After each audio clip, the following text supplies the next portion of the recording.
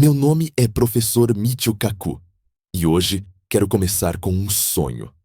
Um sonho que todos nós compartilhamos desde o momento em que olhamos para o céu noturno pela primeira vez.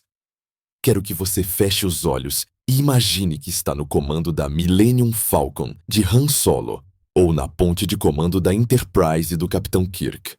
Você vê as estrelas distantes na tela, pontinhos de luz inalcançáveis.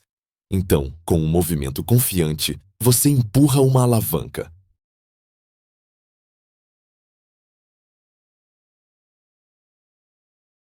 As estrelas se esticam em linhas brancas brilhantes. O motor zumbi com um poder inimaginável e, em questão de segundos, você cruza a galáxia. Você janta em Tatooine e dorme em Coruscant. O universo é o seu quintal. A distância é apenas um detalhe irrelevante. Essa é a promessa da ficção científica. Ela nos vendeu a ideia de que o espaço é vasto, sim, mas que a tecnologia humana, com tempo e engenhosidade suficientes, pode encolhê-lo. Ela nos disse que a velocidade é apenas uma questão de engenharia. Se construirmos um motor grande o suficiente, com combustível potente o suficiente, podemos ir tão rápido quanto quisermos. Podemos quebrar qualquer barreira.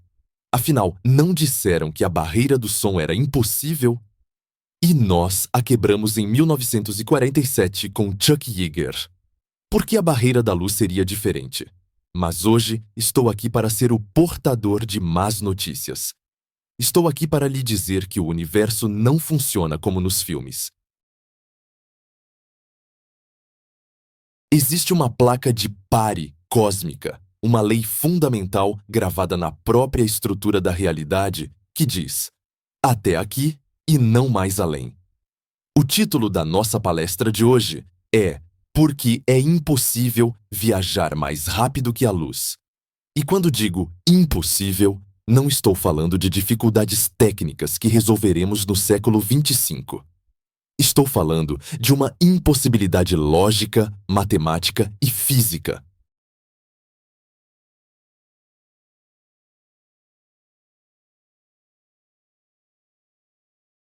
Estou falando de uma barreira que, se quebrada, desfaria o tecido da causalidade e colapsaria a história do universo. Nós vivemos em uma prisão. Uma prisão vasta e bela, é verdade, mas ainda assim uma prisão. As paredes dessa cela são feitas de uma constante física que chamamos de C-dólares. A velocidade da luz no vácuo. 299.792.458 metros por segundo. Para nós, criaturas biológicas que andam a 5 km/h e dirigem carros a 100 km/h, a velocidade da luz parece infinita. Ela parece instantânea. Você acende a lâmpada e a sala se ilumina imediatamente. Mas na escala do cosmos, como discutimos em outras ocasiões, a luz é dolorosamente lenta. E o pior, ela é o limite máximo. É a velocidade terminal da existência. Nada, absolutamente nada que tenha massa, pode alcançar essa velocidade. E nada que carrega informação pode ultrapassá-la.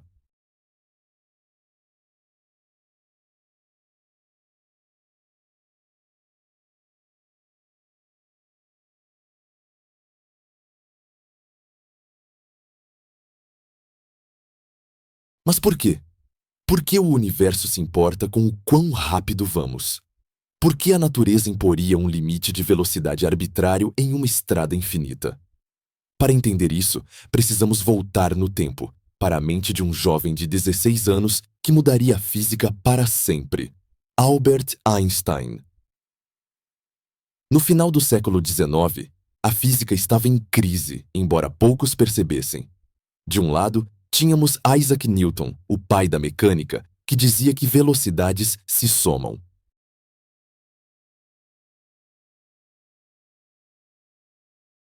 Se você está em um trem a 100 km/h e joga uma bola para frente a 20 km/h, a bola está a 120 km/h para quem está no chão. Simples, intuitivo. Do outro lado, tínhamos James Clerk Maxwell, o mago do eletromagnetismo, cujas equações mostravam que a luz era uma onda eletromagnética que viajava a uma velocidade fixa. Dada. O jovem Einstein fez um experimento mental que explodiu essa contradição. Ele se imaginou correndo ao lado de um raio de luz. Imagine que você pode voar a 300 mil km/s. Você olha para o lado, para o raio de luz que viaja com você. Segundo Newton, se você está na mesma velocidade do raio, você deveria ver a luz parada ao seu lado, congelada no espaço, como um trem que viaja emparelhado com o seu. As ondas de luz estariam estáticas, oscilando no lugar sem ir para frente. Mas as equações de Maxwell diziam que isso era impossível. A luz é uma onda de campos elétricos e magnéticos que se automantém viajando. Se ela parar, ela desaparece.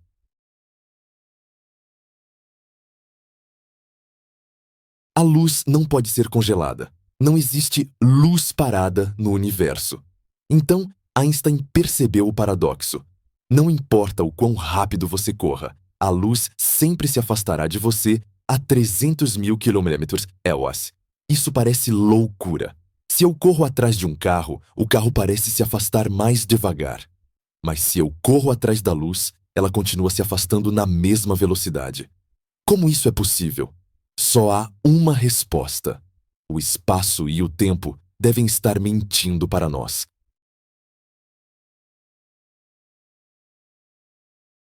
Para que a velocidade da luz permaneça constante e inalcançável, o seu relógio deve bater mais devagar e a sua régua deve encolher. A realidade se distorce para proteger a barreira da luz. A velocidade da luz, $, não é apenas a velocidade de fótons, é a velocidade da causalidade. É a taxa de atualização do universo. Imagine que a realidade é um videogame. O computador que roda o universo tem uma velocidade máxima de processamento.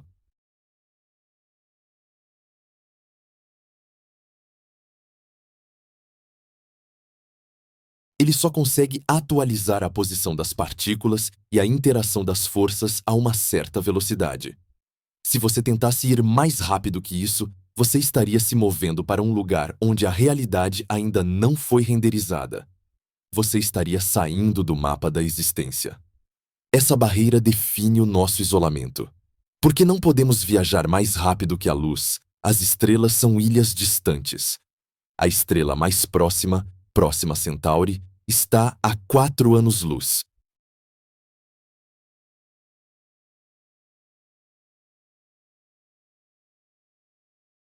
Isso significa que, mesmo na velocidade máxima permitida pelo universo, uma viagem de ida e volta leva 8 anos.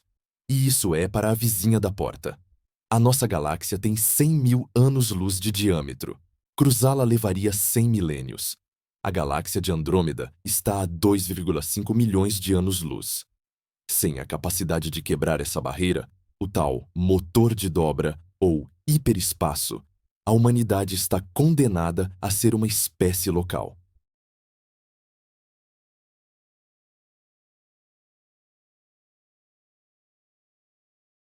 Podemos colonizar Marte, talvez as luas de Júpiter, mas as estrelas permanecerão fora de alcance para qualquer império prático. Não pode haver um império galáctico se o imperador leva 50 mil anos para enviar uma ordem para a fronteira. A coesão social, política e humana se desfaz nas vastas distâncias impostas por Cedo-Blauer. Muitos de vocês vão perguntar: mas, professor, a ciência sempre encontra um jeito.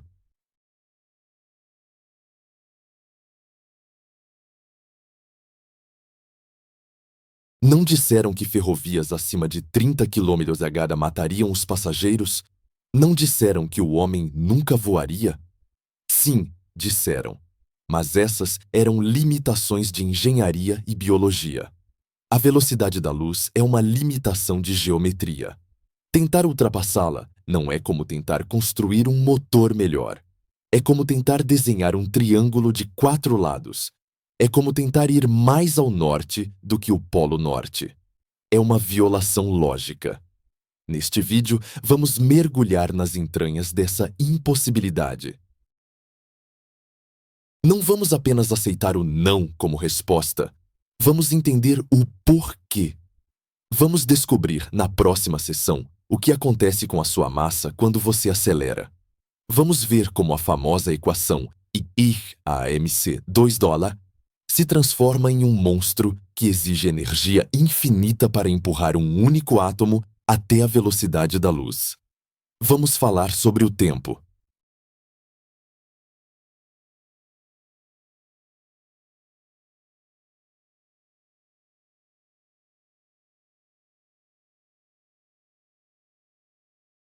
Vamos ver como uma viagem rápida para as estrelas é, na verdade, uma viagem sem volta para o futuro, onde você pode voltar para a Terra e descobrir que todos que você amava morreram há séculos. A velocidade mata o tempo. E vamos entrar no território mais estranho de todos: a causalidade.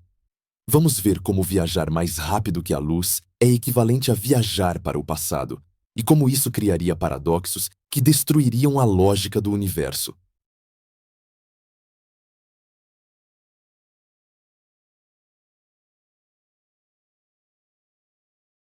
Se você pudesse enviar um telegrama mais rápido que a luz, poderia avisar a si mesmo para não enviar o telegrama. O universo proíbe a velocidade para impedir o suicídio lógico. Mas, como sou um físico teórico, também vamos olhar para as brechas. Vamos olhar para as letras miúdas do contrato de Einstein. Buracos de minhoca. Dobras espaciais. Métrica de Alcubierre. Será que podemos trapacear? Será que podemos mover o espaço em vez de nos movermos através dele? Preparem-se. Estamos prestes a acelerar mentalmente até o limite absoluto. Apertem os cintos, porque onde vamos, as regras do senso comum não se aplicam mais. Bem-vindos à prisão da luz. Agora que já estabelecemos que vivemos em uma prisão da luz, cercados por uma muralha invisível de 300 mil quilômetros por segundo, a reação natural de qualquer pessoa com espírito explorador é: vamos derrubar esse muro. O ser humano é uma criatura teimosa.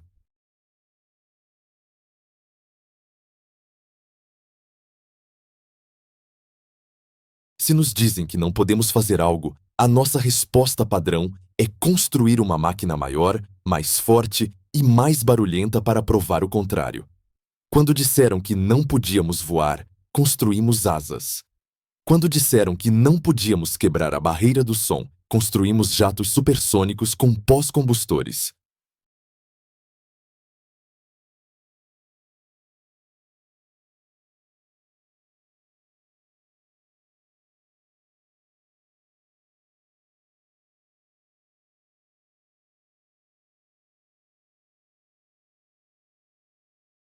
Então, por que a barreira da luz seria diferente? Não é apenas uma questão de construir um foguete com um motor de fusão nuclear gigantesco e pisar no acelerador até o velocímetro marcar 300.001 km/s. A resposta curta é não. E a resposta longa é uma das histórias mais fascinantes e frustrantes da física moderna. O problema não é a engenharia do motor. O problema é o combustível. O problema é a própria natureza da matéria.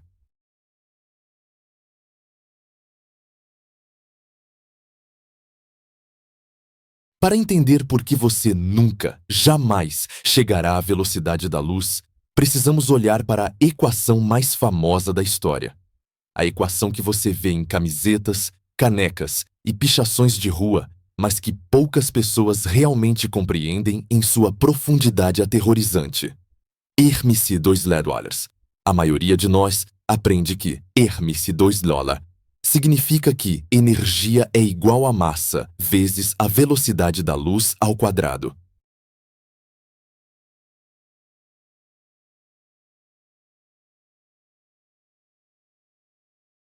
Aprendemos que isso explica como funciona a bomba atômica.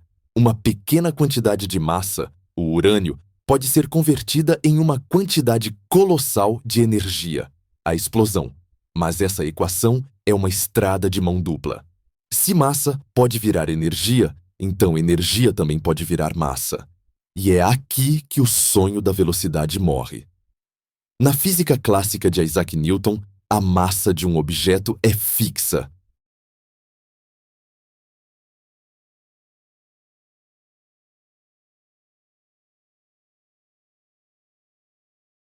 Se você tem uma nave espacial que pesa 100 toneladas na Terra, ela pesará 100 toneladas no espaço, 100 toneladas em Marte e 100 toneladas enquanto voa. Se você aplicar uma força constante, um empurrão do motor, a nave acelerará constantemente. Na visão de Newton, se você tiver combustível suficiente, você pode continuar acelerando para sempre. 100 mil quilômetros EAI, 500 mil quilômetros hélice, 1 bilhão de quilômetros EAI. Não há limite. Mas Albert Einstein veio e corrigiu Newton. Ele descobriu que a massa não é uma constante divina. A massa é relativa. Ela depende da velocidade. Einstein introduziu o conceito de massa relativística. A ideia é simples, mas perturbadora. Quanto mais rápido um objeto se move, mais pesado ele fica. Vamos visualizar isso. Imagine que você está pilotando a nossa nave espacial experimental, a USS Einstein. Você está no espaço profundo, longe de qualquer gravidade. Você liga os motores. Você começa a acelerar. No início, tudo parece normal. Você vai de 0 a 10 mil km/h sem problemas. A nave responde bem. Você sente a inércia, mas os motores dão conta do recado. Você decide aumentar a potência. Você quer chegar a 50% da velocidade da luz, 0,5 dólares. Os motores rugem. Você está despejando uma quantidade imensa de energia cinética no movimento da nave. Segundo a equação I/mc2, essa energia de movimento que você está adicionando tem que se manifestar de alguma forma. Ela se soma à massa da nave. A nave começa a ficar efetivamente mais pesada. A inércia dela aumenta. O motor tem que fazer mais força para obter a mesma aceleração. Mas, a 50% da velocidade da luz, o aumento de massa é de apenas cerca de 15%. É notável, mas gerenciável. Você continua acelerando. Agora vamos para o território perigoso. Você acelera para 90% da velocidade da luz, 0,9. Agora a física começa a ficar estranha.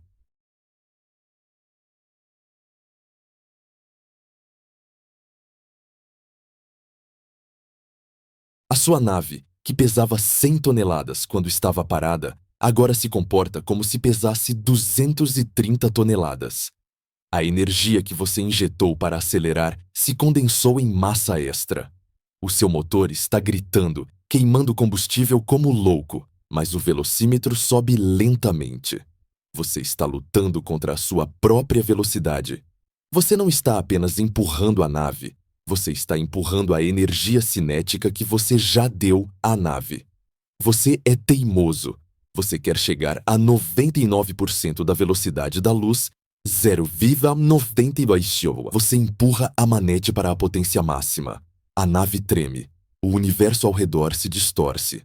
A 99% de dólares, a massa da sua nave aumentou por um fator de 7. A sua nave de 100 toneladas agora tem a inércia de um navio cargueiro de 700 toneladas. Cada grama do seu corpo está 7 vezes mais pesado. Levantar o braço para coçar o nariz exige um esforço hercúleo. O motor precisa ser 7 vezes mais potente apenas para manter a aceleração que você tinha no início. Mas você não desiste. Você quer chegar a 99,9% da velocidade da luz, apenas 1/10% a mais. Parece pouco, certo? Mas na curva da relatividade, esse pequeno passo é um abismo. A 99,9%, a sua massa salta para 22 vezes a massa original. Vamos para 99,99%. A massa aumenta 70 vezes. Vamos para 99,999%. A massa aumenta 700 vezes. Você percebe o padrão? É uma curva exponencial. Quanto mais perto você chega da barreira da luz, mais o universo cobra um pedágio de massa.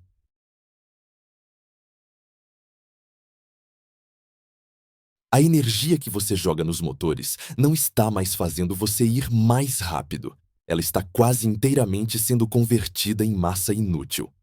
Você está transformando sua nave leve e ágil em um planeta pesado e lento. E aqui chegamos ao muro do infinito. Digamos que você queira atingir 100% da velocidade da luz. Você quer que o velocímetro marque $C. Para fazer isso, você precisa empurrar a nave, mas à medida que você se aproxima de $C, a massa da nave se aproxima do infinito, a 90,999, seguido de bilhões de noves. Por cento, a sua nave teria mais massa do que toda a Via Láctea. Para empurrar uma massa infinita, você precisa de uma força infinita. Para gerar uma força infinita, você precisa de energia infinita. E energia infinita é algo que não existe. Mesmo que transformássemos cada estrela do universo, cada planeta, cada nuvem de gás e cada buraco negro em combustível puro e colocássemos no tanque da sua nave, ainda assim não seria energia infinita. Seria apenas muita energia. E muita energia só levaria você a 90.999%, mas nunca a 100%. É uma assíntota matemática. Você pode se aproximar da barreira o quanto quiser, mas nunca pode tocá-la. É como o paradoxo de Zenão. Você anda metade do caminho, depois metade do que falta, depois metade do que falta. Você sempre avança, mas nunca chega à parede.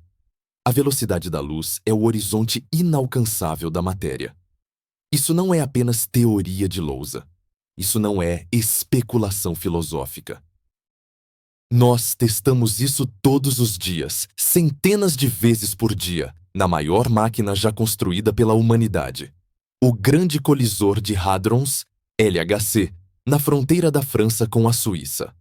O LHC é um anel de 27 quilômetros de ímãs supercondutores enterrado no subsolo.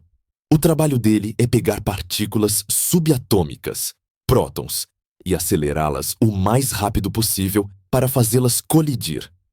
Os engenheiros do CERN injetam quantidades colossais de energia nesses prótons.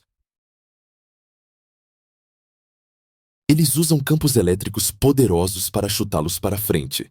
E quão rápido esses prótons vão? Eles chegam a 90,99991% da velocidade da luz. Eles viajam a apenas 3 metros por segundo, a menos que a luz. É incrivelmente rápido. Mas por que eles não chegam a 100%? Por que não gastamos um pouco mais de eletricidade para fechar esses últimos 3 metros por segundo?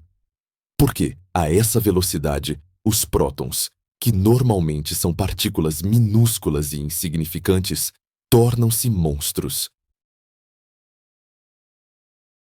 A massa relativística de cada próton aumenta cerca de 7.500 vezes. Eles se tornam tão pesados, em termos de inércia, que os ímãs gigantes do colisor, que pesam toneladas, têm que fazer uma força descomunal apenas para curvá-los na pista. Se tentássemos empurrá-los para 100%, a massa deles se tornaria infinita e a máquina explodiria, ou simplesmente não teria energia suficiente em todo o planeta Terra para acelerá-los mais 1 milímetro por segundo.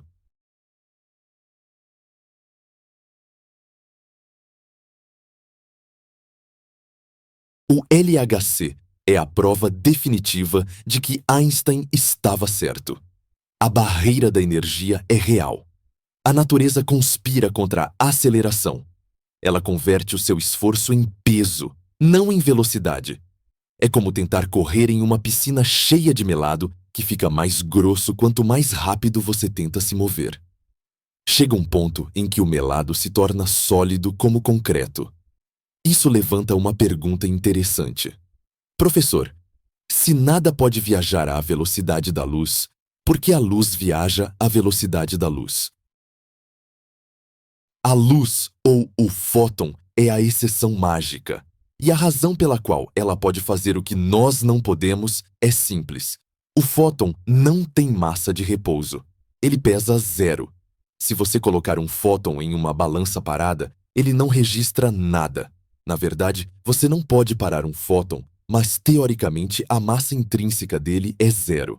Porque ele tem massa 0, ele não sofre a penalidade da inércia. Ele não precisa de energia infinita para chegar a $C.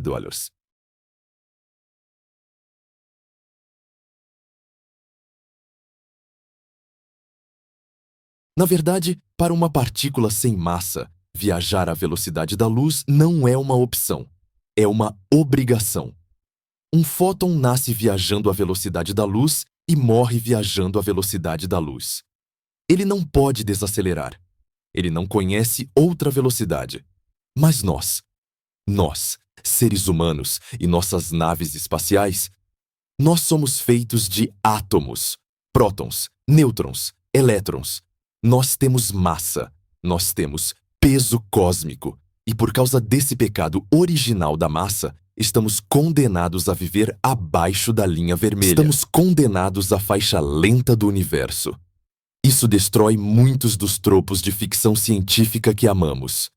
Quando Han Solo diz que a Millennium Falcon faz a corrida de Kessel em menos de 12 parsecs, o que é uma medida de distância, mas vamos ignorar isso, ele está implicando que tem motores poderosos. Mas, segundo a física, não importa se o motor dele é movido a fusão, antimatéria ou buracos negros. Se a nave dele tem massa, ele não pode atingir $C.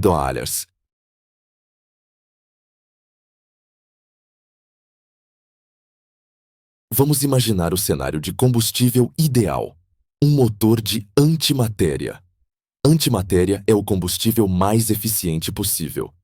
Quando matéria encontra antimatéria, 100% da massa vira energia pura. É milhares de vezes mais potente que a fusão nuclear. Mesmo com um foguete de antimatéria, o problema persiste. Você acelera.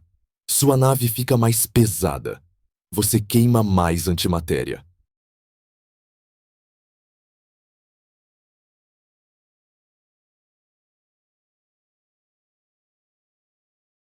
A antimatéria que você carrega também tem massa, o que torna a nave mais pesada no início, dificultando a aceleração inicial. É a equação do foguete de Tsiolkovsky, elevada ao pesadelo relativístico. Cálculos mostram que, para acelerar uma nave do tamanho de um ônibus escolar até 99% da velocidade da luz, você precisaria de mais combustível do que existe de matéria em todo o sistema solar.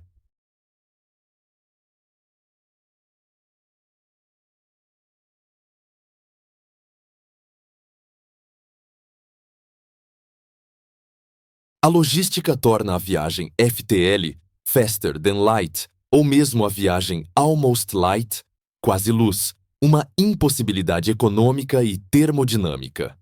Portanto, a primeira barreira, a barreira da energia, é um muro de tijolos sólidos. Não é uma questão de ainda não descobrimos a tecnologia. É uma questão de o universo exige um pagamento infinito que não temos fundos para cobrir. Mas vamos brincar de advogado do diabo. Vamos supor que, de alguma forma, encontramos uma fonte de energia mágica. Energia infinita. Conseguimos empurrar nossa nave até 99,999% da velocidade da luz. Estamos voando para as estrelas. Chegamos à próxima Centauri em o que parece ser apenas alguns dias para nós. Vencemos? Não. Porque ao nos movermos tão rápido, acionamos a segunda armadilha de Einstein. Uma armadilha muito mais cruel e pessoal do que a massa. Acionamos a distorção do tempo. Ao tentarmos vencer o espaço através da velocidade bruta, nós sacrificamos o tempo. A viagem em alta velocidade é, na verdade, uma viagem apenas de ida para o futuro. Quando você voltar da sua viagem rápida para as estrelas, você descobrirá que a Terra que você deixou não existe mais. Seus amigos morreram. Suas cidades ruíram. A civilização mudou. Você viajou rápido no espaço, mas viajou devagar no tempo. Na próxima sessão, vamos falar sobre o tempo elástico. Vamos discutir o paradoxo dos gêmeos e a tragédia do astronauta relativístico.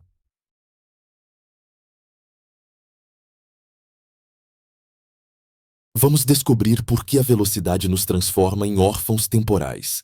Se a barreira da energia não te impedir, a barreira da solidão temporal vai te fazer pensar 2 vezes antes de pisar no acelerador. O universo tem maneiras muito criativas de nos manter em casa. Vamos supor que somos uma civilização teimosa. Vamos supor que, contra todas as probabilidades que discuti na sessão anterior, nós conseguimos vencer a barreira da energia.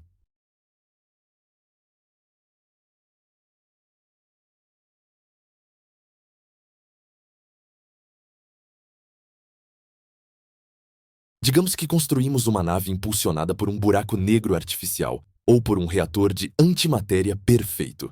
Temos energia infinita ao nosso dispor. O capitão da nave empurra a manete para a frente e o velocímetro sobe. 50% da velocidade da luz, 90%, 99%, 99,99%. A nave vibra com o poder de 1000 estrelas. A massa da nave aumentou milhares de vezes, mas nossos motores milagrosos continuam empurrando. Estamos voando em direção à próxima Centauri a 4 anos-luz de distância. A intuição nos diz que, se viajarmos quase à velocidade da luz, a viagem deve durar pouco mais de 4 anos. Simples, certo? É como dirigir até a cidade vizinha. Velocidade versus distância é igual a tempo. Mas é aqui que o universo puxa o tapete debaixo dos nossos pés. É aqui que descobrimos que a vitória sobre o espaço tem um custo terrível: a perda do tempo. Ao nos aproximarmos da velocidade proibida de Sedorala, entramos no reino do tempo elástico. Durante milênios, a humanidade viveu sob a ilusão newtoniana de que o tempo é um rio constante, fluindo no mesmo ritmo para todos, em todos os lugares. Newton acreditava que um segundo na Terra era exatamente igual a um segundo em Marte, no Sol ou na borda da galáxia. Ele acreditava em um relógio mestre universal, tic-taqueando implacavelmente nos bastidores da criação. Deus seria o grande relojoeiro e o tempo seria absoluto.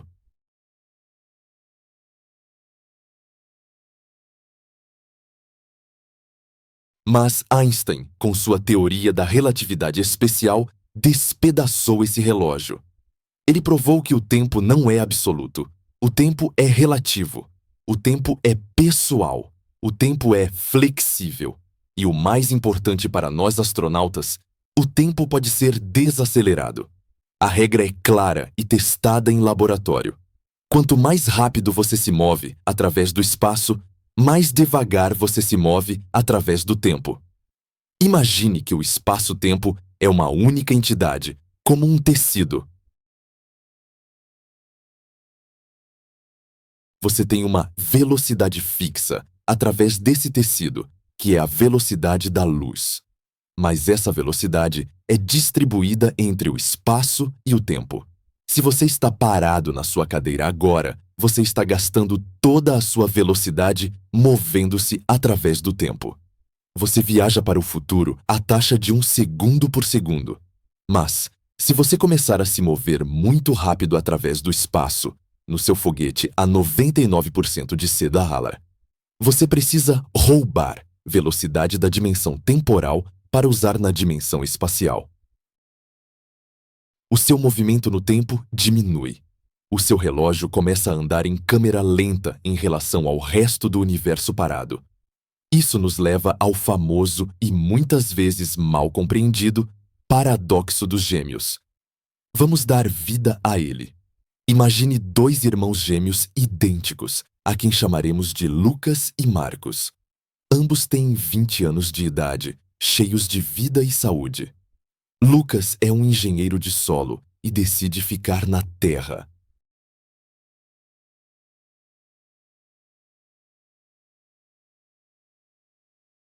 Marcos é um astronauta aventureiro que se voluntaria para a primeira missão interestelar de alta velocidade. A missão de Marcos é viajar até uma estrela distante, digamos Vega, que está a 25 anos-luz de distância, e voltar. A nave dele, a USS Relativity, é capaz de atingir 99,9% da velocidade da luz. Marcos se despede de Lucas, entra na nave e parte. Do ponto de vista de Lucas, que ficou na Terra, a matemática é simples. A estrela está a 25 anos-luz. A nave viaja quase à velocidade da luz. Então, a viagem de ida leva 25 anos. A viagem de volta leva mais 25 anos. Lucas sabe que, se ele esperar no espaço-porto, ele terá que esperar 50 anos para ver seu irmão novamente. Lucas, que tinha 20 anos na partida, terá 70 anos no retorno. Ele será um homem velho, aposentado, talvez com netos. Mas e Marcos? Como é a viagem para ele dentro da nave? Aqui, a mágica acontece. Como Marcos está viajando a 99,9% da velocidade da luz, o tempo para ele sofre uma dilatação extrema. O fator de dilatação, chamado fator de Lorentz, para essa velocidade é de aproximadamente 22. Isso significa que para cada 22 minutos que passam na Terra, apenas 1 minuto passa dentro da nave. O tempo está passando 22 vezes mais devagar para Marcos. Para Marcos, a distância de 25 anos-luz parece encolher, contração do espaço, a outra face da moeda da relatividade. Ele não sente que viajou por 25 anos.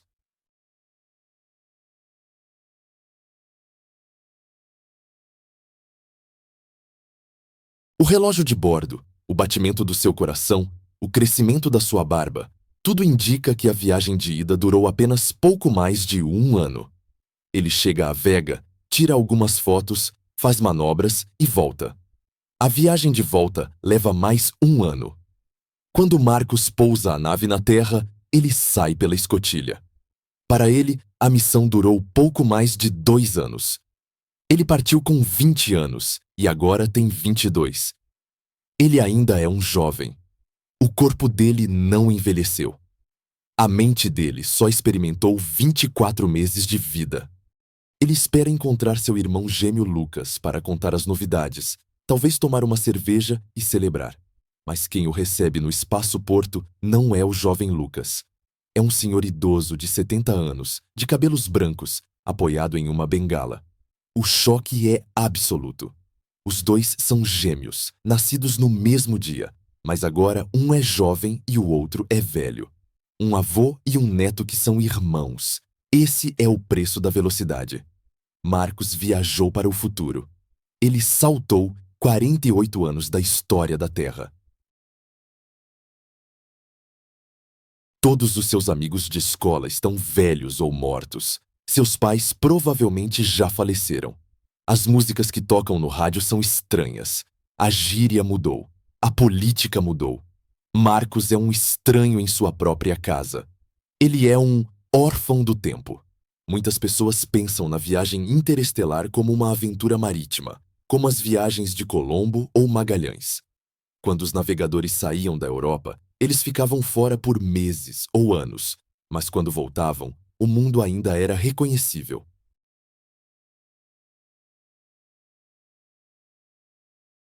Suas esposas ainda estavam vivas. Seus filhos tinham crescido um pouco, mas ainda eram crianças. O tempo passava na mesma velocidade no mar e na terra. No espaço relativístico, isso não acontece. A velocidade cria um abismo temporal intransponível. Quanto mais rápido você vai, maior o abismo. Se Marcos tivesse viajado a 99,99% da velocidade da luz em direção ao centro da galáxia, a 26 mil anos-luz de distância, a viagem para ele poderia durar apenas alguns anos. Ele poderia ler alguns livros, ver alguns filmes e chegar lá. Mas na Terra, 26 mil anos teriam se passado. Civilizações inteiras teriam surgido e caído. A humanidade poderia ter se extinguido ou evoluído para algo irreconhecível. Ao voltar, Marcos encontraria ruínas ou florestas onde antes havia cidades. Ele teria viajado 52 mil anos para o futuro da Terra em uma única vida humana. Ele teria sobrevivido a todos que já conheceu por dezenas de milênios. Isso não é exploração. É exílio. É uma passagem só de ida. A volta para casa é geográfica, mas nunca temporal. Você volta para o mesmo lugar, mas nunca para o mesmo tempo. Isso destrói a ideia romântica de um império galáctico, coeso, como vemos em Star Wars. Imagine tentar governar uma galáxia sem viagem FTL, Faster Than Light. O imperador envia uma frota para reprimir uma rebelião em um sistema a 1000 anos-luz de distância. A frota viaja a 90,9% da velocidade da luz. Para os soldados na frota, a viagem leva alguns anos prontos para a batalha. Mas quando chegam, já se passaram 1000 anos no planeta rebelde. A rebelião acabou há séculos. Os netos dos rebeldes já morreram de velhice. A causa da guerra foi esquecida. O imperador que deu a ordem já morreu há 1 milênio. A frota chega para lutar uma guerra fantasma em nome de um império que talvez nem exista mais. A comunicação sofre do mesmo mal.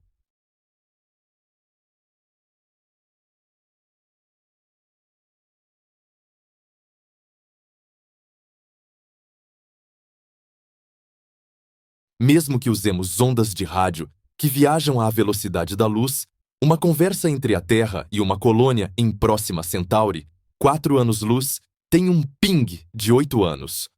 Olá, como estão as coisas? 4 anos viajam. Eles recebem, gravam a resposta. Mais 4 anos viajam. Tudo bem por aqui.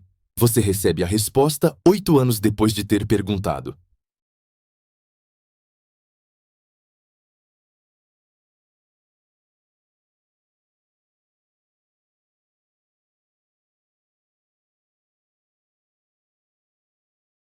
Como você mantém laços afetivos?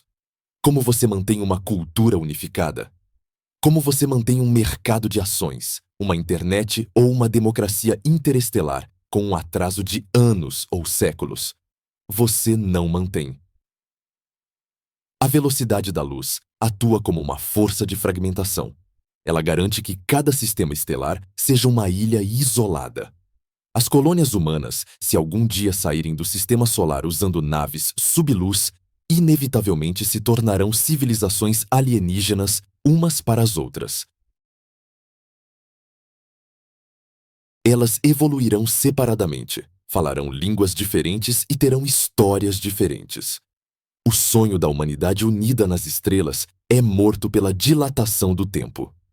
E o cenário fica ainda mais alucinante se aumentarmos a potência. Existe uma pergunta teórica fascinante. É possível, em uma única vida humana, de, digamos, 80 anos, viajar até a borda do universo observável? A borda do universo está a bilhões de anos-luz. Parece impossível.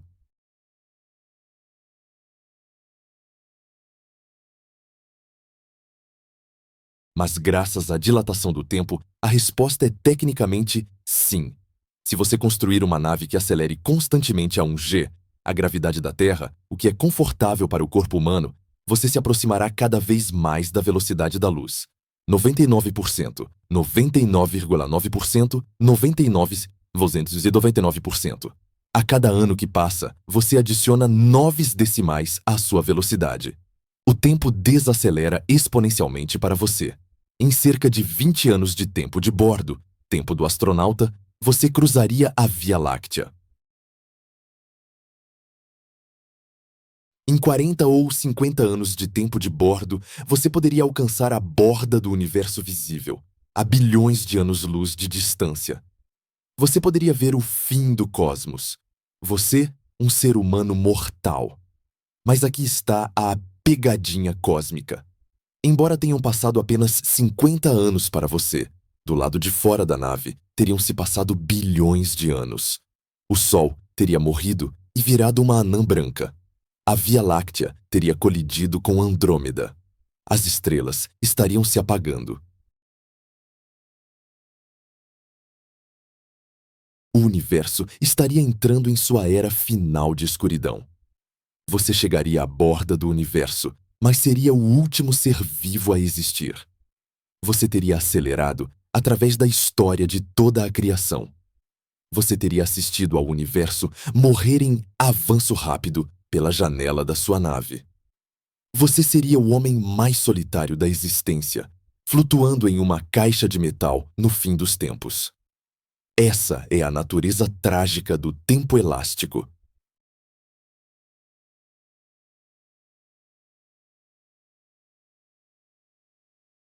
A relatividade nos oferece uma troca faustiana. Ela nos dá o universo. Podemos ir a qualquer lugar se tivermos energia suficiente. Mas em troca, ela toma de nós a nossa casa e o nosso tempo. Ela diz: você pode ver o futuro, mas nunca pode voltar para contar a ninguém. Isso nos faz reconsiderar o que significa viajar mais rápido que a luz.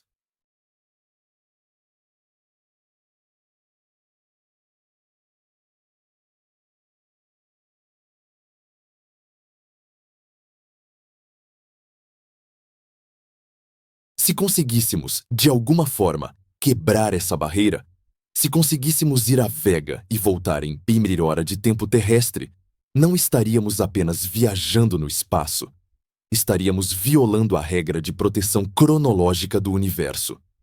Porque aqui está o segredo final que conecta a velocidade ao tempo. Viajar mais rápido que a luz, e vencedora, é matematicamente indistinguível de viajar para o passado. Na relatividade, espaço e tempo são eixos coordenados.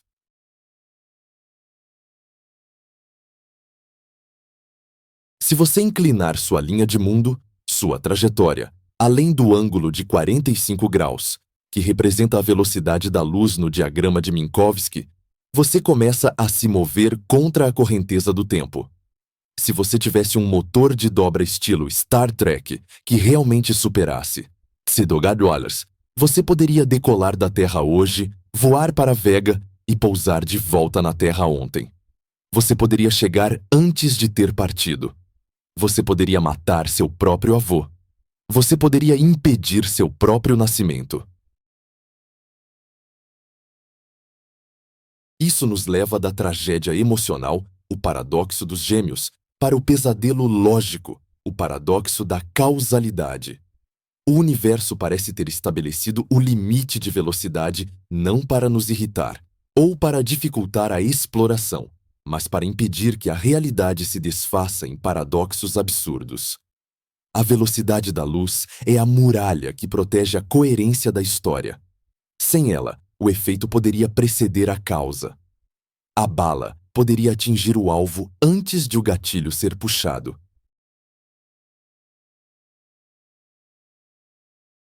A xícara poderia quebrar no chão antes de cair da mesa.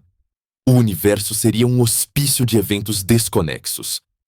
Na próxima sessão, vamos mergulhar fundo nesse pesadelo lógico.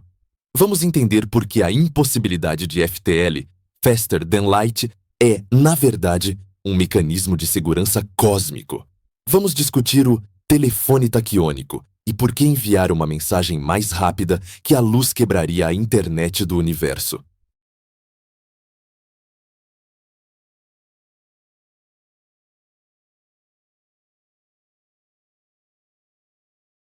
Se a barreira da energia e a barreira do tempo não foram suficientes para convencê-lo de que estamos presos, a barreira da lógica será o golpe final. Prepare-se para ver a causalidade ser assassinada.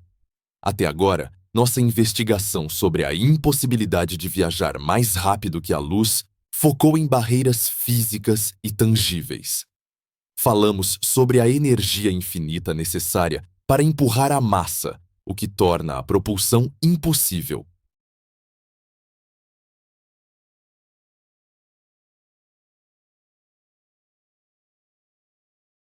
Falamos sobre a dilatação do tempo, que torna a viagem uma sentença de exílio perpétuo no futuro. Essas são barreiras formidáveis, sem dúvida. Mas, se fôssemos apenas engenheiros teimosos, poderíamos olhar para essas barreiras e dizer: talvez um dia, talvez encontremos uma nova fonte de energia. Talvez a hibernação resolva a solidão. No entanto, o universo guardou a sua arma mais poderosa para o final.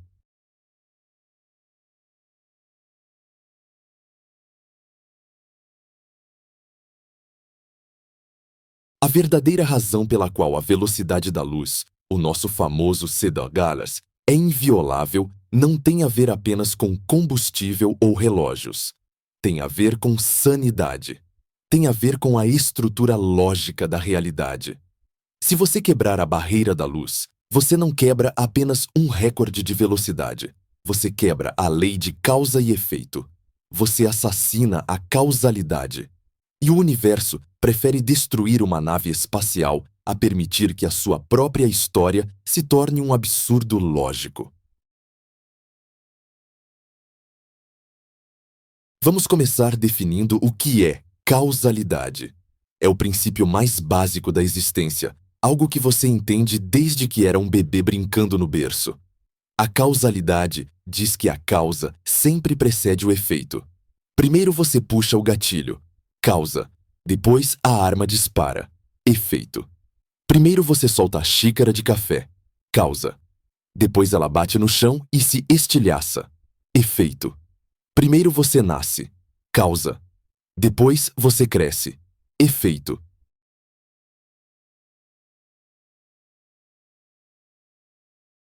A ordem temporal é rígida. Passado, Agtaro. Presente, Agtaro. Futuro. O tempo é uma flecha que voa em uma única direção. Mas, como vimos na sessão anterior, a teoria da relatividade especial de Einstein nos diz que o espaço e o tempo estão entrelaçados. Eles formam um tecido único de 4 dimensões. E quando você se move através do espaço, você altera a sua relação com o tempo. Vimos que observadores em movimento discordam sobre a simultaneidade dos eventos. O que é agora para mim pode ser futuro para você, dependendo da sua velocidade. Até aqui, tudo bem. Enquanto viajamos abaixo da velocidade da luz, essas discordâncias são estranhas, mas inofensivas. A ordem dos eventos, causalidade, é preservada. Se eu atirar em um alvo, todos os observadores do universo, não importa quão rápido estejam voando, concordarão que eu atirei antes de o alvo ser atingido.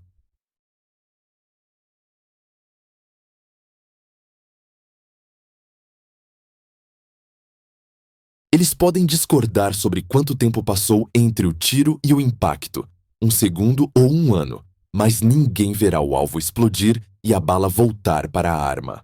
A sequência lógica é sagrada. O problema catastrófico surge quando introduzimos a velocidade. Mais rápida que a luz, FTL, Faster Than Light. Na geometria do espaço-tempo de Minkowski, viajar mais rápido que a luz é matematicamente equivalente a viajar para o passado de certos referenciais.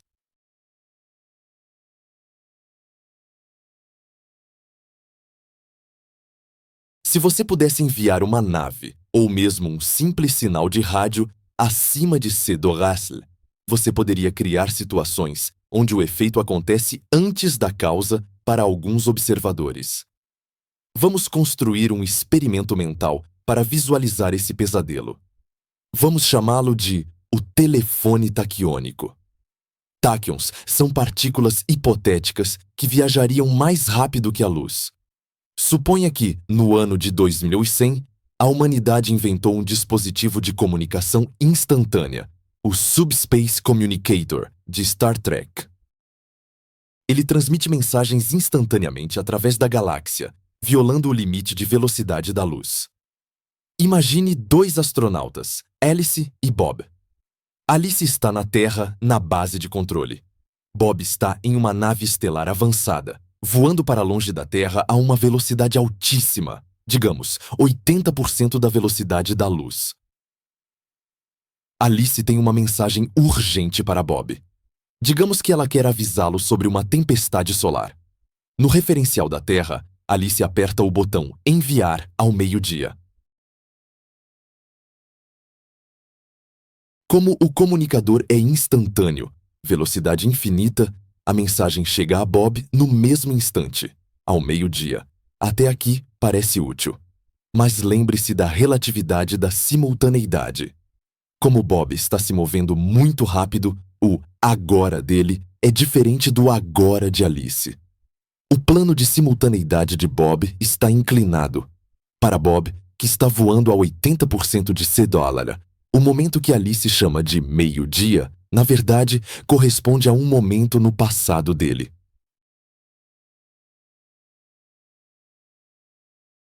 Devido à geometria do espaço-tempo, do ponto de vista da nave de Bob, Alice enviou a mensagem, digamos, às 11h da manhã do relógio dele. Isso já é estranho, mas fica pior. Suponha que Bob receba a mensagem e decida responder imediatamente usando o mesmo comunicador instantâneo. Ele aperta responder às 11h05 no relógio dele. O sinal viaja instantaneamente de volta para a Terra, mas agora o sinal está viajando de um referencial em movimento rápido, Bob, para um referencial parado, Alice. A inclinação temporal funciona ao contrário. Quando fazemos as contas usando as transformações de Lorentz, descobrimos algo aterrorizante. A resposta de Bob chegará à Terra antes do meio-dia. Digamos que ela chegue às 11h55. Pare e analise a sequência. Às 11h55, Alice recebe uma mensagem de Bob confirmando o recebimento do alerta. Ao meio-dia, 5 minutos depois, Alice envia o alerta original. Alice recebeu a resposta antes de enviar a pergunta. O efeito precedeu a causa.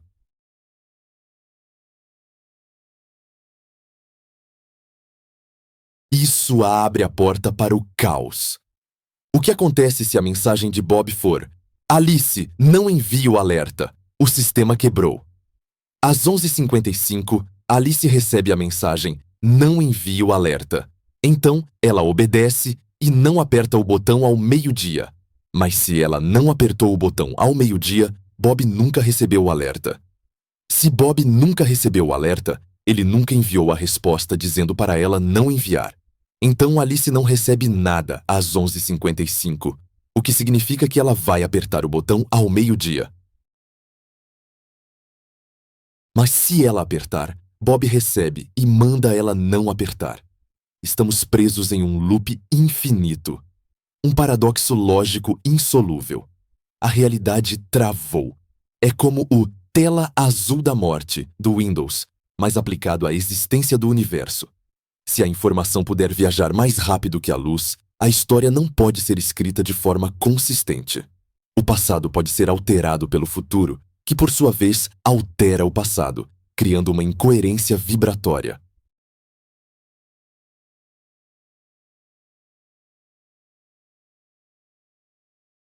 Esse cenário é frequentemente chamado de antitelefone taquiônico, uma ideia explorada por Einstein, Tolman e outros físicos.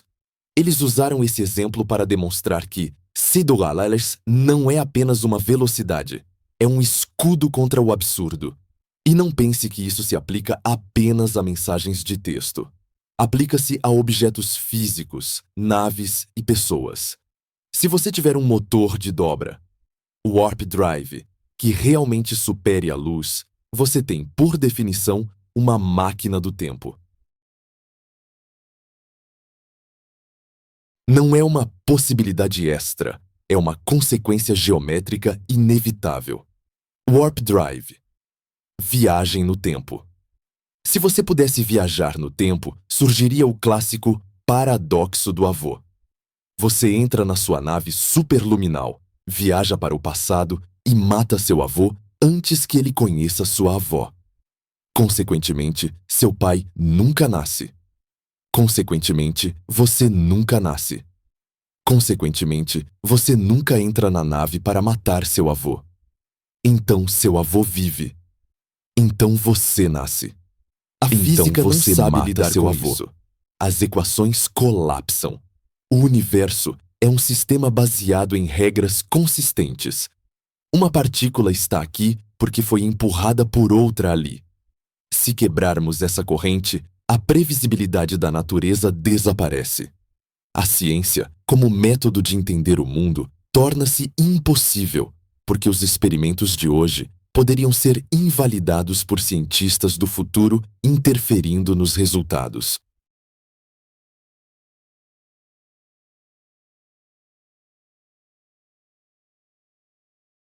Existe uma frase maravilhosa do físico Stephen Hawking chamada conjectura de proteção cronológica. Ele sugeriu que as leis da física conspiram ativamente para impedir a viagem no tempo em escala macroscópica. O universo parece ter mecanismos de defesa. Sempre que tentamos criar uma situação que permitiria a FTL e, portanto, viagem no tempo, algo dá errado. Talvez a energia necessária se torne infinita, como vimos na seção 2.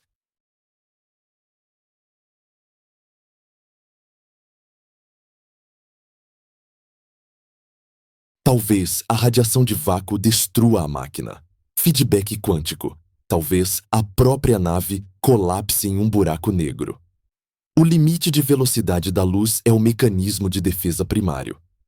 Ao limitar a velocidade máxima de propagação de qualquer influência a 300 mil km/s, o universo garante que cada evento tenha seu lugar fixo na teia do tempo. A luz desenha os limites do cone de luz. Imagine um cone duplo, com a ponta tocando o agora. O cone de cima é o futuro absoluto, tudo o que você pode afetar. O cone de baixo é o passado absoluto, tudo o que pôde afetar você. Fora desse cone, existe uma vasta região chamada o em outro lugar, the elsewhere. Eventos nessa região não podem ter relação causal com você. Eles acontecem agora, em algum sentido distante, mas não podem te tocar. Viajar mais rápido que a luz significa sair do seu cone e entrar no em outro lugar. Significa pular o muro da causalidade. E a relatividade diz: proibido entrar. Isso tem implicações profundas sobre o livre-arbítrio e o destino. Se FTL fosse possível, o futuro poderia reescrever o passado.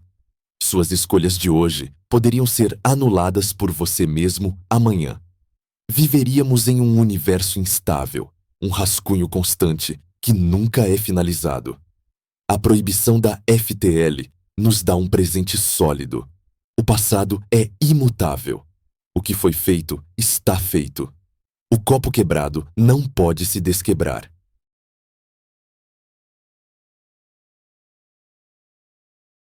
O arrependimento é o preço que pagamos por viver em um universo causalmente consistente.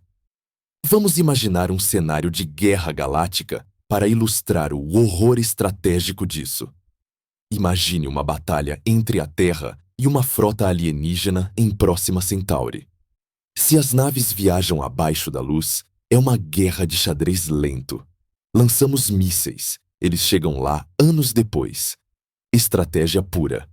Mas se ambos os lados têm motores de dobra, FTL, a guerra é impossível de narrar. A frota alienígena poderia decidir atacar a Terra. Eles saltam no hiperespaço. Devido à relatividade, eles poderiam manobrar de tal forma a chegar à Terra ontem. Eles poderiam bombardear a Terra antes mesmo de a Terra declarar guerra. Nós, vendo nossa destruição, enviaríamos nossa frota para o passado deles para destruir o planeta natal deles antes de eles enviarem a frota. Quem ganhou a guerra? O resultado oscila.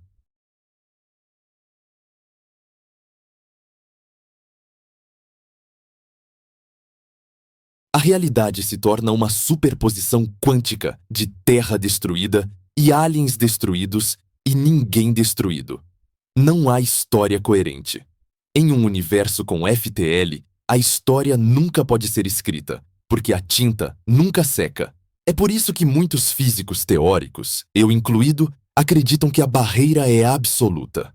Não importa quão avançada seja a tecnologia de uma civilização tipo 3. Eles podem mover estrelas, podem criar buracos negros, mas eles provavelmente ainda estão presos a Cedar Wallace. Porque até os deuses precisam de lógica para existir. Se Deus pudesse viajar mais rápido que a luz, ele poderia cancelar sua própria existência. Mas, professor, você pode perguntar: e o entrelaçamento quântico? As partículas não se comunicam instantaneamente? Sim, e essa é a parte mais sutil e genial da censura cósmica. Duas partículas entrelaçadas podem estar em lados opostos da galáxia. Se você medir uma, a outra muda de estado instantaneamente. Mais rápido que a luz. Instantâneo. Parece que encontramos a brecha. Parece que podemos construir o telefone interestelar. Mas, quando analisamos a fundo, o universo nos prega uma peça. Embora a mudança seja instantânea, você não pode usar essa mudança para enviar informação útil. O resultado da medição é aleatório. Você não pode forçar a partícula A ser 1 para que a partícula B seja 0 e transmita um código binário.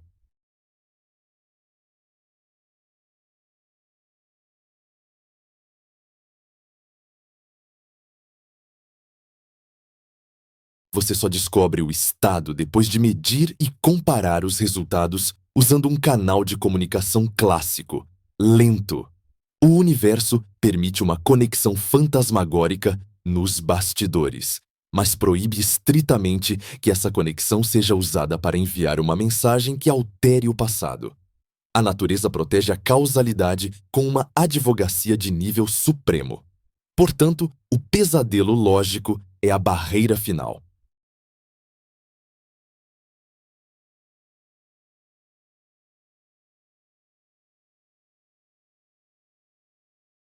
A impossibilidade de viajar mais rápido que a luz não é uma falha de design do universo, é a sua característica de segurança mais importante.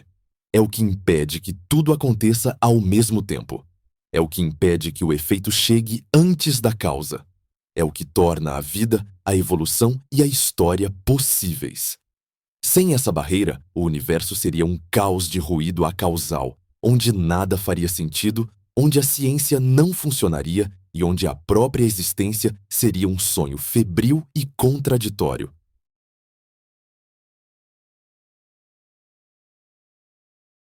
A velocidade da luz é a guardiã da nossa realidade. No entanto, o ser humano é criativo. Se não podemos quebrar a lei, talvez possamos encontrar uma brecha legal. Se não podemos viajar através do espaço mais rápido que a luz, será que podemos fazer algo com o próprio espaço? Einstein disse que nada viaja mais rápido que a luz no espaço. Mas ele nunca disse que o espaço não pode se mover, esticar ou dobrar mais rápido que a luz. Na próxima sessão, vamos explorar as trapaças da geometria. Vamos falar sobre a métrica de Alcubierre e os buracos de minhoca.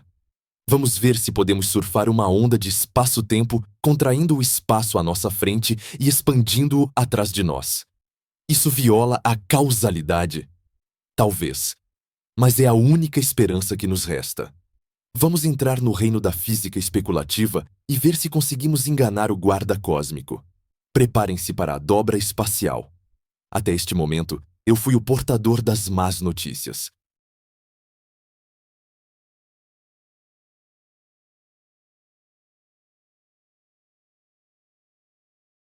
Eu fui o policial cósmico que colocou uma multa de excesso de velocidade na humanidade e disse: "Você não pode passar daqui."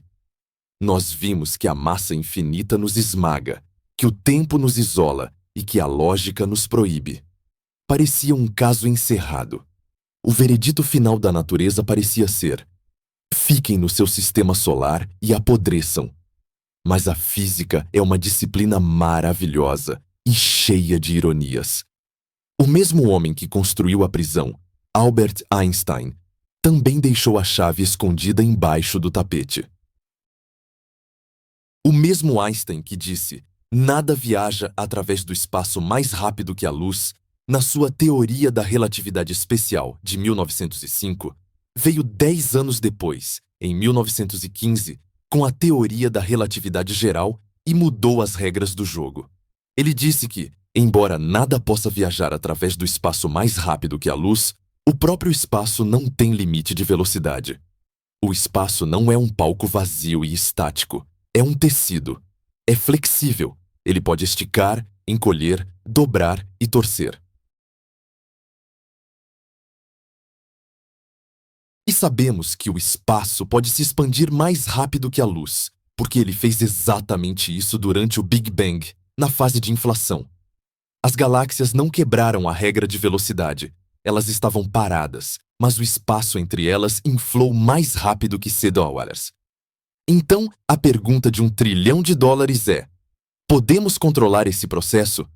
Podemos manipular a geometria do universo para viajar para as estrelas sem violar a barreira da luz localmente?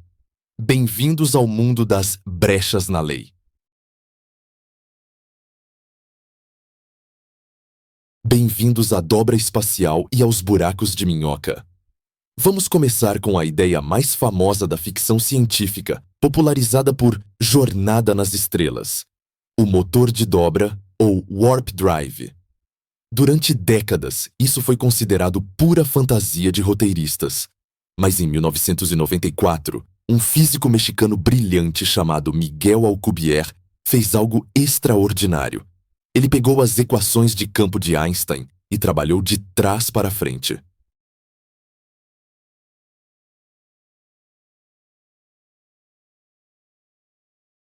Ele perguntou: qual seria a geometria do espaço-tempo necessária para mover uma nave mais rápido que a luz sem violar a relatividade? E ele encontrou uma solução válida: a métrica de Alcubierre. A ideia é elegantemente simples em conceito. Imagine um surfista no mar. O surfista não precisa nadar com os braços a 50 km/h. Ele simplesmente fica parado em cima da prancha e a onda o carrega. A onda é água em movimento. O motor de Alcubierre faz o mesmo com o espaço. A nave espacial ficaria dentro de uma bolha de espaço-tempo plano e normal. Dentro dessa bolha, os astronautas flutuam em gravidade zero, bebem café e não sentem nenhuma aceleração. O relógio deles bate no mesmo ritmo que o relógio da Terra. Não há dilatação do tempo, nem paradoxo dos gêmeos. Mas nas paredes dessa bolha, a mágica acontece. O motor comprime o espaço violentamente à frente da nave e expande o espaço violentamente atrás dela.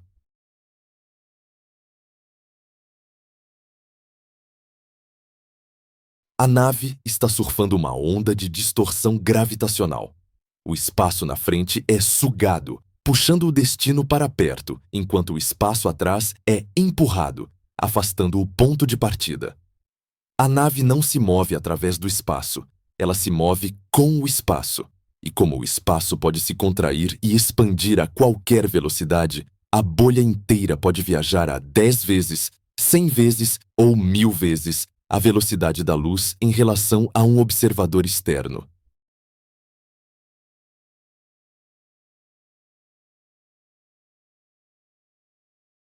O raio de luz que viaja ao lado da nave ficaria para trás, não porque a nave é mais rápida, mas porque o chão onde a luz pisa está sendo puxado. É a solução perfeita. Resolve o problema da massa infinita, porque a nave está parada dentro da bolha. Resolve o problema do tempo, porque o tempo na bolha é sincronizado. Mas, claro, existe um pequeno problema de engenharia. Para fazer o espaço se contrair, gravidade, precisamos de massa e energia positiva, como uma estrela ou um planeta. Mas para fazer o espaço se expandir atrás da nave, precisamos de algo que a física clássica diz não existir. Precisamos de energia negativa. Não confunda isso com antimatéria. Antimatéria tem massa positiva e energia positiva. Ela cai para baixo na gravidade. Energia negativa é algo muito mais estranho. É uma forma de matéria exótica que teria gravidade repulsiva. Ela cai para cima. Ela empurra o espaço.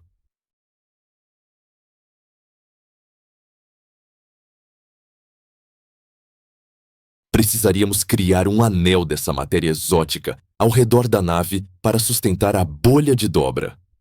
Durante muito tempo, pensamos que energia negativa fosse impossível, mas a mecânica quântica nos deu uma pista com o efeito Casimir. Se você colocar duas placas de metal extremamente polidas muito próximas uma da outra no vácuo, elas são empurradas uma contra a outra. Por quê? Porque o vácuo não é vazio. Ele está cheio de flutuações quânticas.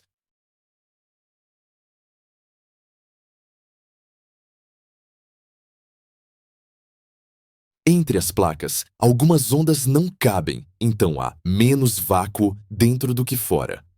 A pressão é negativa. Isso é, tecnicamente, uma forma de energia negativa. É minúscula, microscópica, quase irrelevante, mas prova que o conceito não é proibido pelas leis da física. O problema é a escala.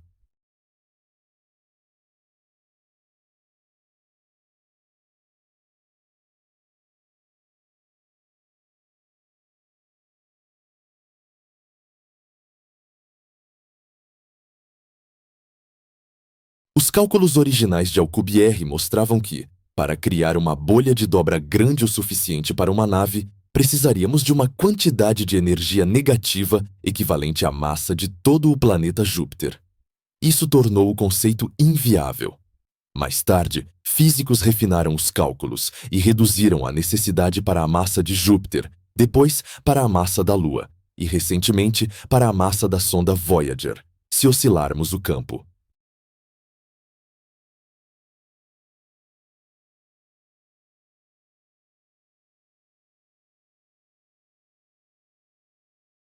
Ainda é uma quantidade absurda de uma substância que nem sabemos se podemos fabricar em escala macroscópica, mas estamos saindo do impossível para o incrivelmente difícil. Uma civilização do tipo 3 de Kardashev talvez consiga colher energia negativa suficiente. Agora, vamos para a segunda brecha. O atalho. O buraco de minhoca. O nome técnico é Ponte de Einstein-Rosen.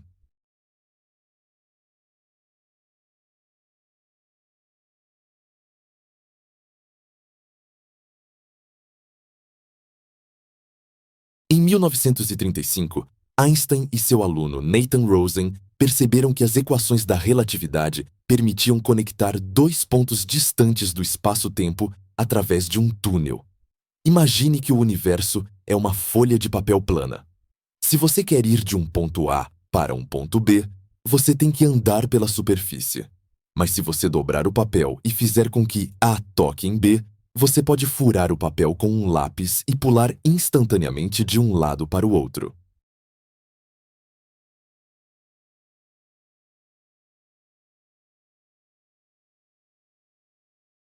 Um buraco de minhoca é exatamente isso. Uma garganta que conecta a Terra à Vega, ou a Terra a outra galáxia. Se você entrasse nesse túnel, você não viajaria mais rápido que a luz. Você andaria devagar, a pé se quisesse. Mas como o caminho é um atalho geométrico, você chegaria ao destino antes da luz, que foi pelo caminho longo por fora. Você bateu a luz sem exceder a velocidade da luz localmente. Isso parece fantástico.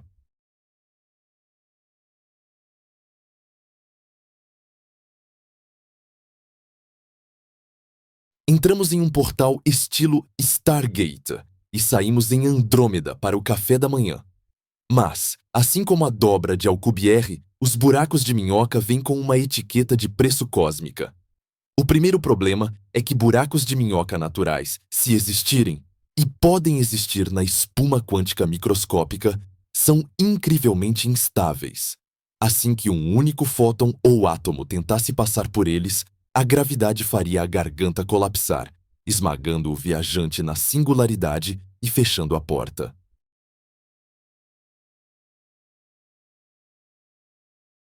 Para manter um buraco de minhoca aberto, para transformá-lo em um metrô galáctico transitável, precisamos novamente daquela substância mágica, matéria exótica com energia negativa. Precisamos antigravidade para empurrar as paredes do túnel para fora e impedir que elas colapsem sobre nós. precisaríamos forrar a garganta do buraco de minhoca com quantidades estelares de energia negativa. Além disso, a radiação dentro do túnel seria letal.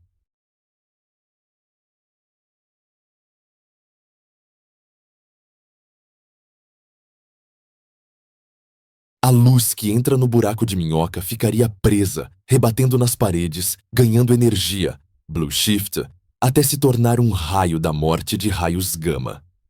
Entrar em um buraco de minhoca sem escudos divinos seria como entrar em um forno de micro-ondas ligado na potência máxima. E, claro, voltamos ao nosso velho inimigo da sessão anterior: a causalidade. Tanto a dobra espacial quanto os buracos de minhoca sofrem do mesmo problema lógico.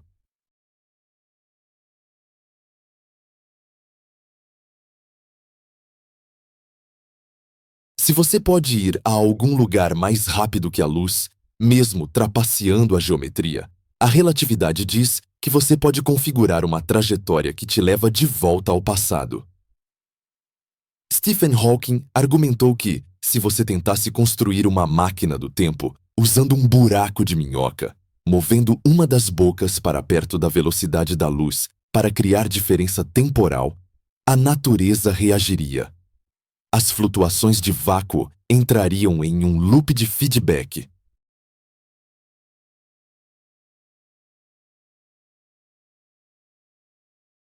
A radiação entraria na boca A, sairia pela boca B no passado, entraria na boca A de novo. E a energia se acumularia instantaneamente até explodir o buraco de minhoca. É como o feedback de um microfone na frente de uma caixa de som, mas com energia quântica. Hawking chamou isso de proteção cronológica. O universo explode a ponte antes que você possa usá-la para matar seu avô. No entanto, o que me fascina como físico é que não temos certeza absoluta.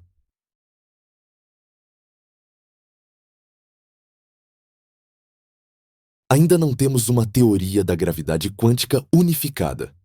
Não sabemos como a gravidade, Einstein, e o mundo quântico interagem em energias extremas. Pode ser que existam regras que permitam a estabilidade.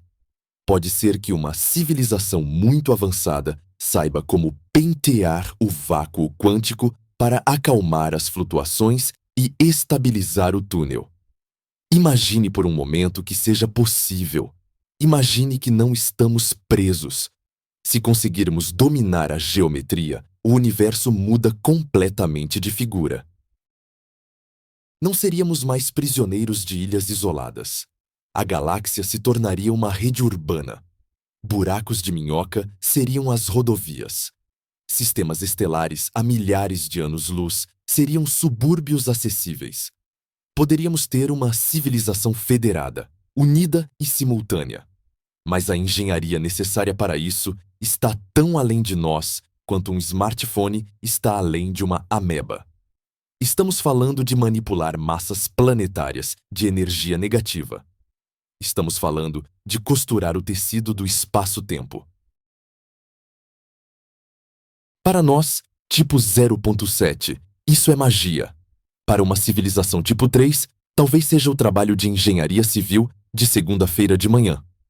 O que essas brechas na lei nos dizem é que a barreira da luz não é necessariamente uma parede de tijolo sólida e infinita. Ela é mais como um labirinto de espelhos. O caminho direto está bloqueado. Você não pode correr através dele.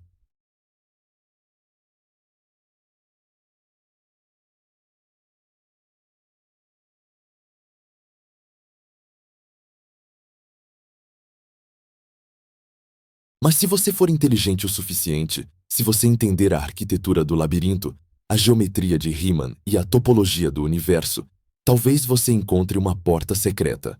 Essas soluções, Alcubierre e Rosen, são as nossas únicas esperanças de um futuro Star Trek.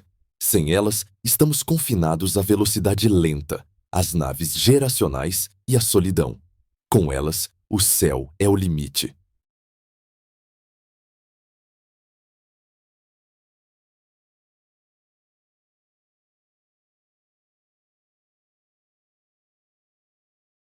Mas a pergunta permanece: será que o universo permite que essas portas sejam abertas?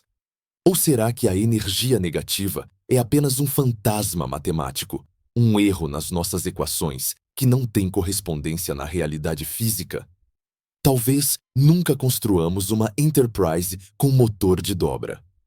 Talvez a instabilidade seja insuperável. Mas o simples fato de que a nossa matemática permite que sonhemos com isso é um testemunho da profundidade do universo. Ele é muito mais estranho do que imaginamos. E nas fronteiras dessa estranheza, onde o espaço se dobra e o tempo se torce, reside a última fronteira da exploração humana. Na conclusão deste vídeo, vamos juntar todas as peças. A barreira da energia, a barreira do tempo, a barreira lógica e as esperanças geométricas.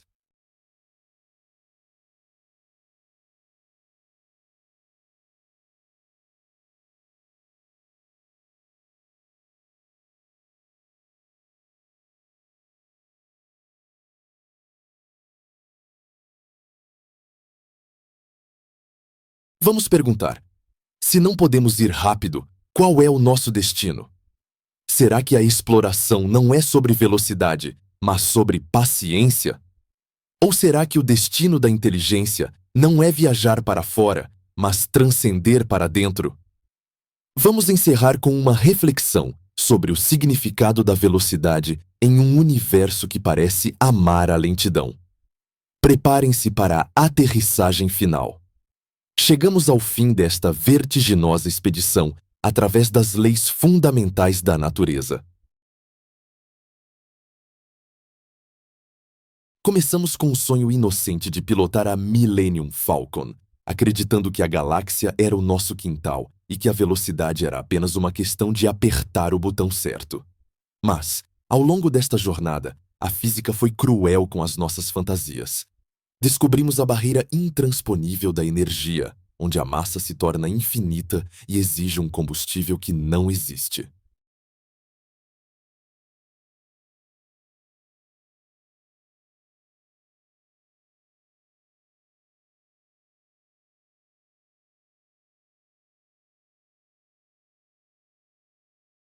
Enfrentamos a tristeza do tempo elástico, percebendo que viajar rápido é dizer adeus a tudo o que amamos, transformando-nos em órfãos cronológicos. E, no momento mais aterrorizante, olhamos para o abismo da causalidade e vimos que viajar mais rápido que a luz é, na verdade, uma viagem ao passado que quebraria a lógica da realidade e transformaria o universo em um caos de paradoxos. Diante de todas essas portas fechadas, é natural sentir uma profunda frustração.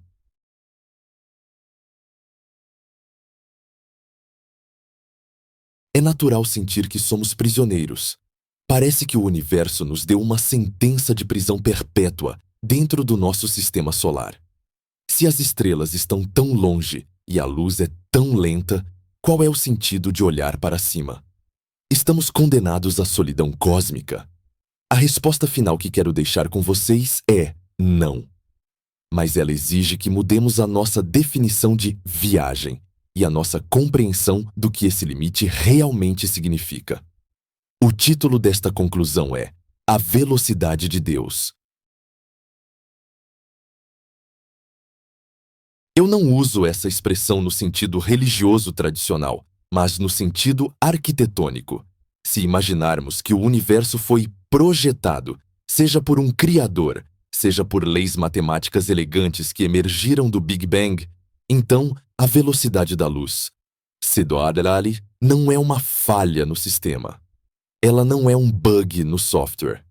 Ela é a característica mais importante da arquitetura. Ela é o pilar central que sustenta a existência.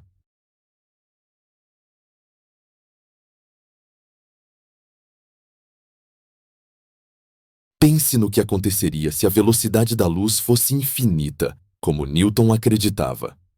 Se a luz e a gravidade viajassem instantaneamente, a gravidade de todas as estrelas do universo puxaria todas as outras estrelas instantaneamente. O universo colapsaria em uma bola de fogo em segundos. Se a luz fosse infinita, a noite seria tão brilhante quanto o dia, porque a luz de todas as galáxias infinitas chegaria aqui ao mesmo tempo. Se a velocidade fosse infinita, a causalidade desapareceria. Tudo aconteceria de uma vez só. O nascimento, a vida e a morte do universo ocorreriam em um único instante ofuscante e sem sentido. Não haveria história. Não haveria evolução.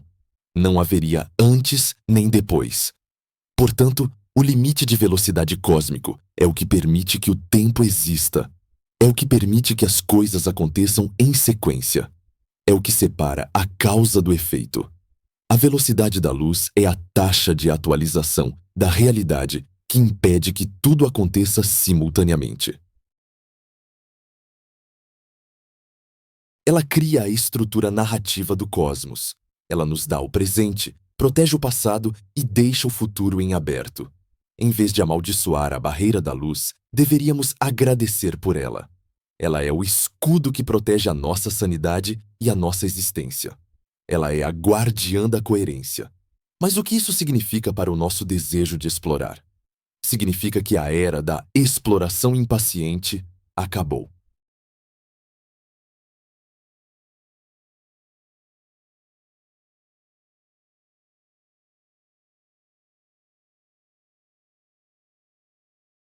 A ficção científica nos ensinou a querer gratificação instantânea. Queremos ir a Alpha Centauri e voltar para o jantar. A física diz que isso é infantilidade. Se quisermos herdar as estrelas, teremos que amadurecer. Teremos que adotar estratégias que respeitem as leis de Einstein. Existem dois caminhos reais para o futuro da humanidade nas estrelas, e nenhum deles envolve quebrar a barreira da luz.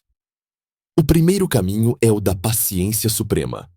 Se não podemos ir rápido, vamos devagar. Podemos construir naves geracionais ou arcas interestelares. Naves gigantescas, cidades autossuficientes que viajam a 1% ou 10% da velocidade da luz.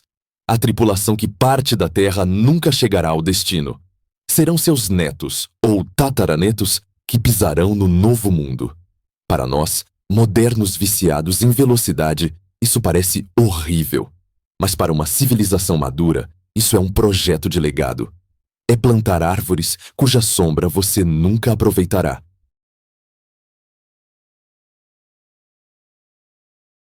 Podemos enviar sondas robóticas de von Neumann, máquinas que viajam até um sistema estelar, mineram asteroides, constroem cópias de si mesmas e viajam para as próximas estrelas. Mesmo viajando devagar, abaixo da velocidade da luz, uma frota dessas sondas poderia colonizar toda a Via Láctea em alguns milhões de anos. O universo tem 13,8 bilhões de anos. Alguns milhões de anos não são nada. A galáxia pode ser conquistada sem nunca violar EWASH RMC $2. Basta ter a paciência das pedras. A corrida espacial não é uma corrida de 100 metros rasos. É uma maratona eterna. O segundo caminho é o da transcendência, que toca no tema do nosso vídeo anterior sobre o destino pós-biológico. A barreira da luz é cruel para a matéria. É difícil empurrar átomos. É difícil empurrar corpos de carne e osso, mas é muito fácil empurrar informação. A luz, os fótons, viajam a $k sem esforço.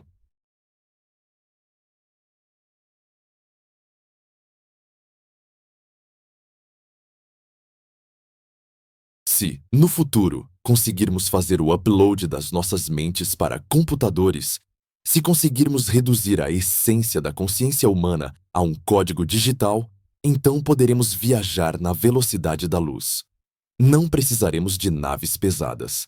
Precisaremos apenas de transmissores laser potentes. Poderemos enviar a humanidade para a próxima Centauri via feixe de laser. Em 4 anos, o sinal chega lá.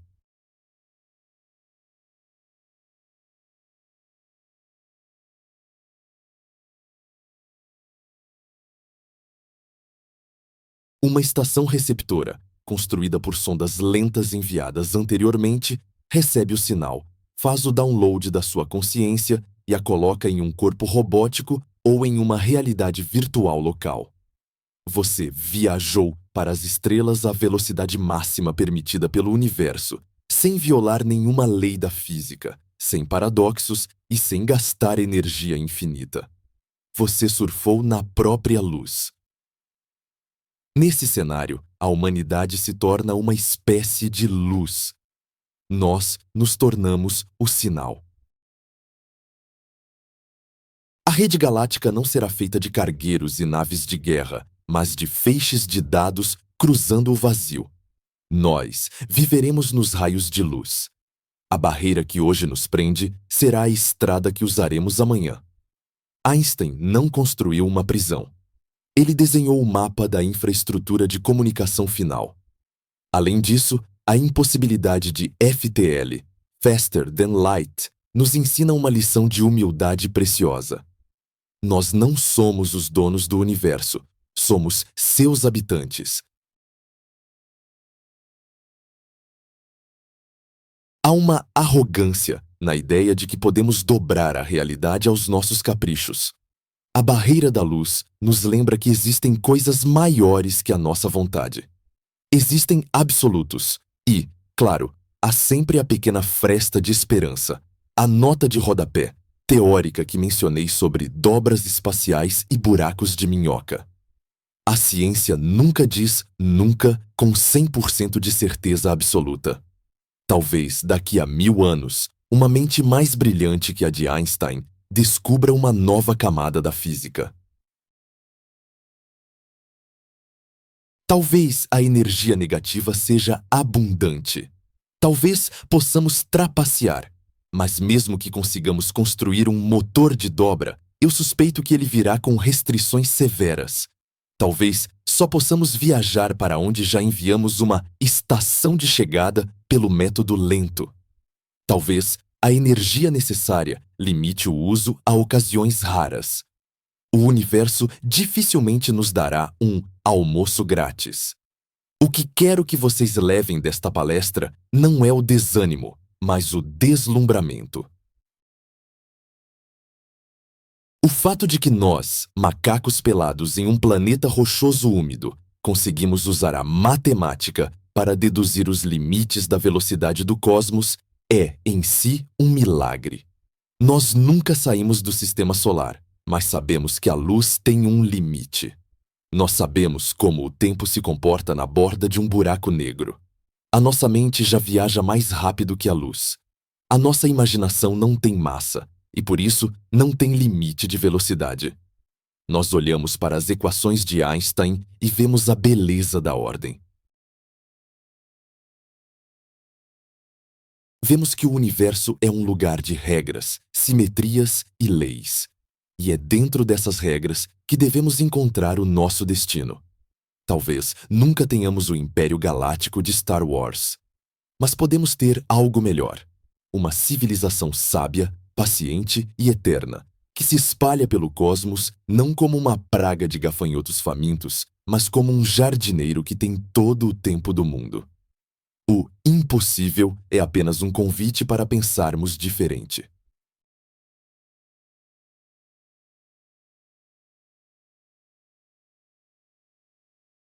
Se não podemos vencer a força bruta do espaço, venceremos com a sutileza do intelecto. A barreira da luz está lá, imóvel, eterna, desafiadora. Ela é a fronteira final. E nós, humanos, somos a espécie que adora uma fronteira. Eu sou o professor Michako. Obrigado por embarcarem nesta viagem relativística comigo. Olhem para as estrelas esta noite. Elas estão longe, sim. A luz delas demorou anos para chegar até vocês. Mas essa luz chegou.